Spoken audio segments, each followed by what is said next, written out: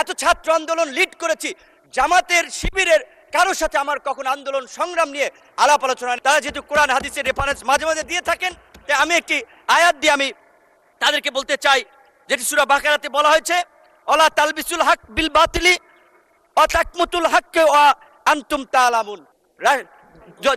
রাষ্ট্র সংস্কারের সেই রূপরেখা দিয়েই আমরা আন্দোলন করেছিলাম। এমনকি এই 24-এর গণ অভ্যুত্থানের পূর্বেও আমাদের আজকের অনেক সংসদ সদস্য এবং সেই সময়ের আন্দোলনের বন্ধুরা আমাকে দায়িত্ব দিয়েছিলেন, বলেছিলেন আপনি কনফার্ম করেন এই আন্দোলনে বিএনপি আমাদের সাথে আছে, সাপোর্ট করবে, তবেই আমরা এক দফাতে আমরা যেতে পারি।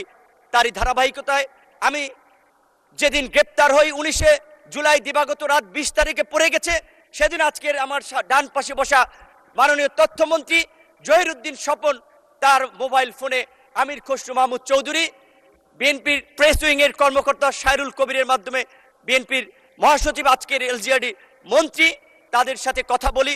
হেফাজতের নেতা থেকে শুরু করে অন্যান্য রাজনৈতিক দলের নেতৃবৃন্দের সাথে যোগাযোগ করেছিলাম।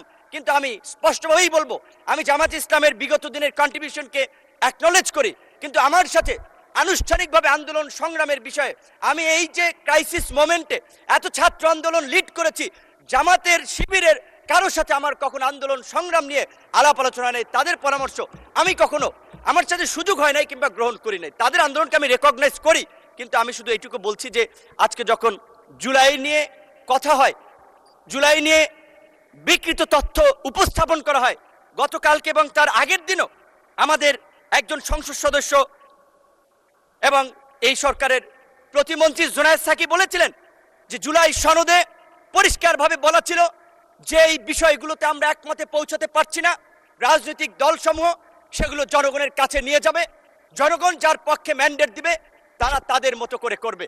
তো আজকে জুলাই সনদ যে ইস্যুতে বিএনপির দ্বিমত ছিল, নোট অফ ডিসেন্ট ছিল, সেটা বিএনপি বাস্তবায়ন করবে, এটাই স্বাভাবিক। কিন্তু এটাকে মিথ্যা, সত্যের সাথে মিথ্যাকে জড়িয়ে আমি মনে করি এই অপপ্রচার অন্তত আমাদের বিরোধী দলের বন্ধুদের করা উচিত নয়। এই সম্পর্কে আমি, তারা যেহেতু কোরআন হাদিসের রেফারেন্স মাঝে মাঝে দিয়ে থাকেন, তাই আমি একটি আয়াত দিয়ে আমি তাদেরকে বলতে চাই, যেটি সূরা বাকারাতে বলা হয়েছে, ওয়ালা তালবিসুল হক বিল বাতিলি ওয়া তাকমুতুল হককে ওয়া আনতুম তাআলামুন। অর্থাৎ তোমরা সত্যের সাথে মিথ্যার মিশ্রণ করিও না, জেনে শুনে সত্য গোপন করিও না। সুতরাং আমার বন্ধুদেরকে আমি বলবো, আজকে বিএনপি এবং তার জোট সঙ্গীদেরকে যেভাবে সংস্কার বিরোধী হিসেবে উপস্থাপন করা হচ্ছে, সেটি মোটেই একটি সুস্থ ধারার রাজনীতির লক্ষণ নয়। আজকে আমরা রাজনীতিতে গুণগত পরিবর্তনের কথা বলি, ইতিবাচক পরিবর্তনের কথা বলি।